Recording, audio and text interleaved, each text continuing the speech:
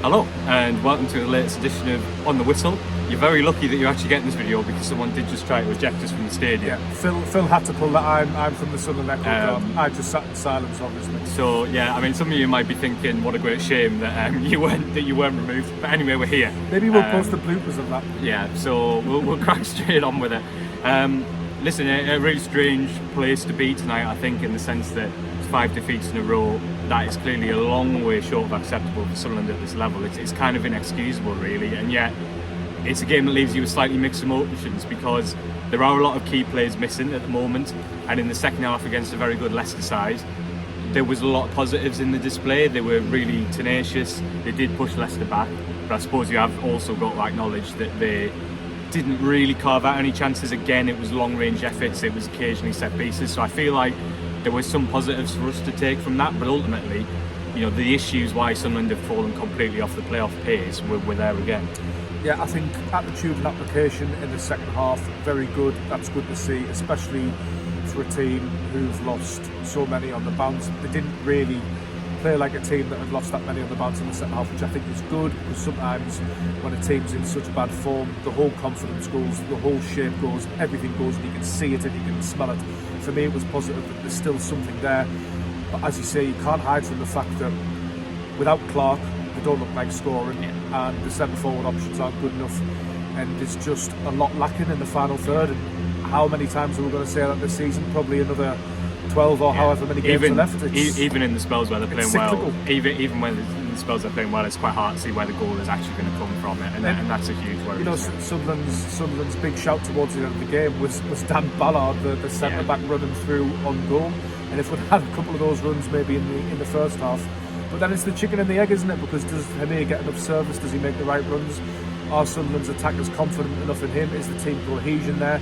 Probably no to all of those things. So I'm not really sure what the solution is anymore, to be honest. We'll get straight into the questions because I feel like the first couple that I'm going to ask kind of lead into that debate about the game. So John Ridley asks, why didn't Dodds go with a team that finished the game, gave them too much respect in my opinion, especially with us at home? And then somebody else has also asked, Adam Holmes, thanks for your question, is it worth giving Hamir a longer run in the side, or is he out of his depth? I think they're two kind of questions that get into the heart of what we're saying. So I'll start.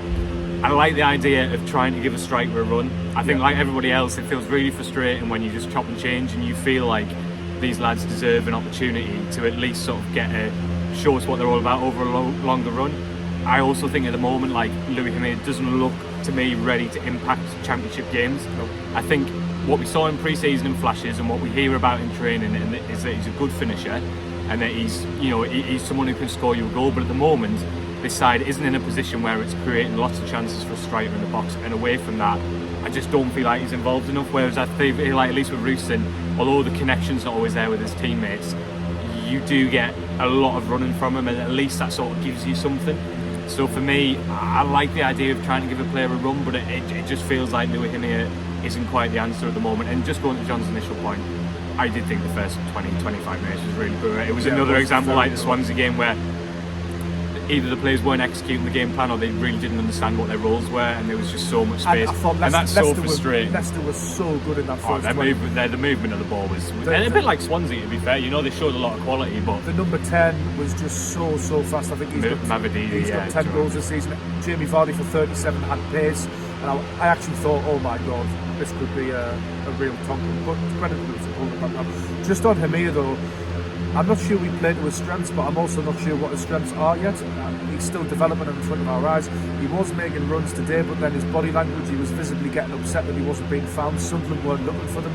They don't look to hit balls over the top. They don't look to hit the striker to the feet.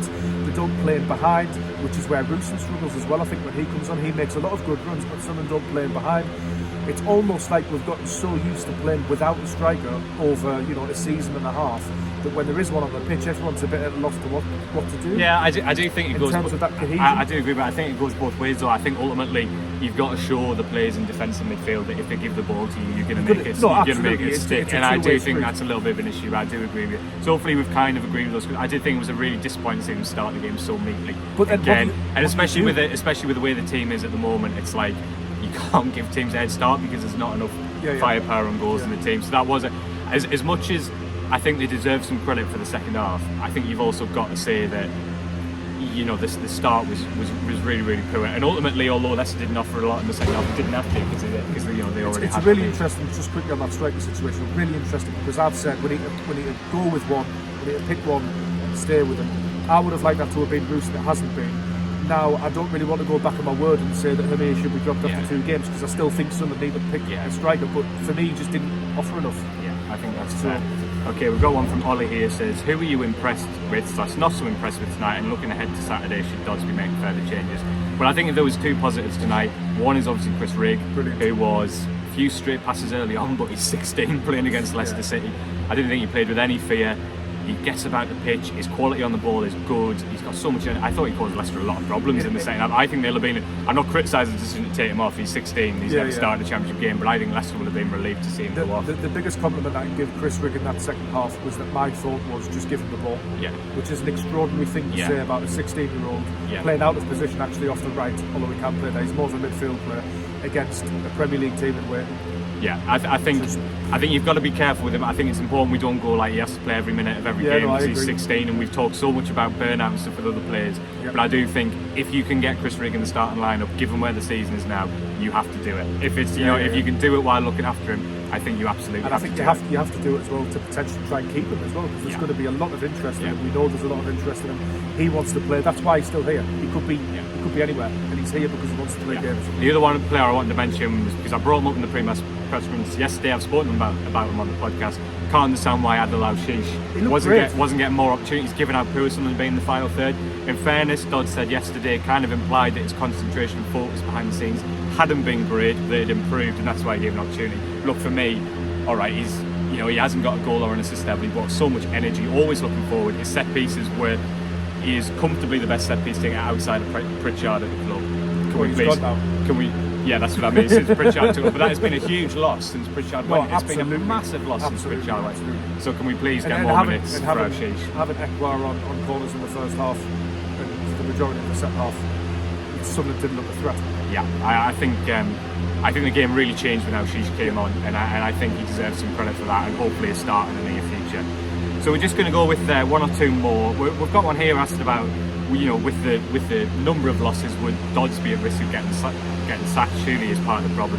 Listen, it's just not going to happen. He's going to be here till the end of the season. What I would say is, I think it's fair to say the Southampton game was a big missed opportunity because what they tried to do in the first half did not work at all and left them too much to do.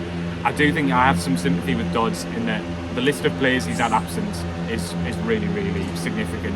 I think as much as I've defended Tony Mowbray and everybody knows that, and I think he did a great job and should have stayed, I don't think his team would have looked amazing without Patrick Roberts, Jack Clark, Dan Ballard for a couple of days, now Luke O'Nien for a couple of games.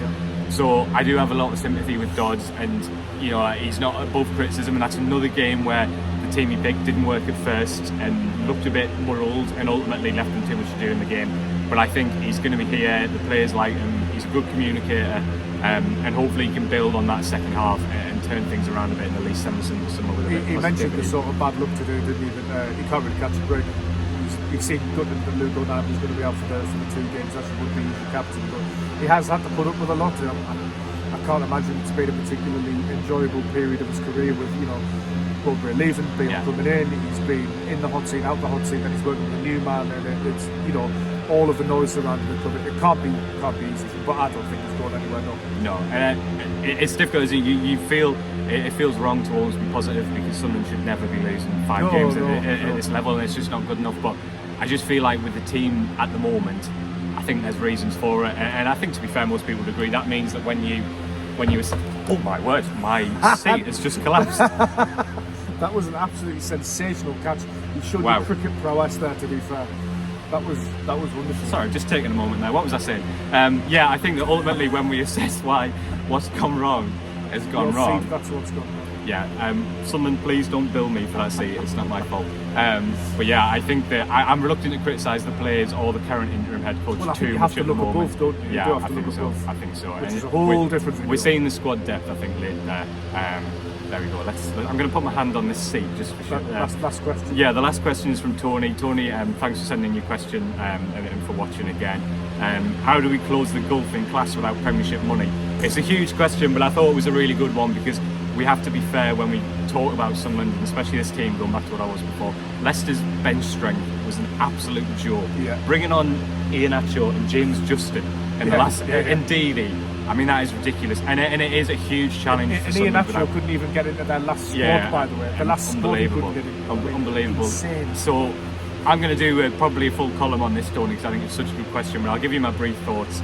I think it's very difficult to do without good loans, and I think Ahmad probably showed that. And I understand loans are difficult for Sunderland because they want to invest in their own players. And you could argue that, you know, the struggles since Ahmad left underlined why there's such a big risk. But I do think invariably the teams that go up without parachuting money paying do really good loans, and I think that kind of has to be part of the future. And even though it's difficult, Callum Doyle for Leicester. And even though it's really difficult, we have to get someone who's ready to lead the line in next season. You know, it feels almost reductive to just keep saying strike, but yet again, another second half performance where Sunderland actually played quite well, and yet the goalkeeper hasn't had much to do. And yes, we can talk about the service and developing the style to offer more service, and I get that, but fundamentally I think that's the biggest issue. And maybe it's the loan market, maybe they need to try and find another gem like they did with Ross Stewart. But I thought it was a good question because it is a fair point, you know. And another reason why I don't want to criticise Dodds too strongly, because the fixture list has not been kind to him. Any closing thoughts? I think with that, how do you get to the Premier League without spending Premier League money and having Premier League parachute payments? Ultimately, Kirill Louis-Dreyfus will have to put his hand in his pocket, possibly a little bit more. But I think what will be key, what will be really interesting to see, we all know there's going to be player sales, and I think that's, you know, just an accepted part of football and life in the Championship.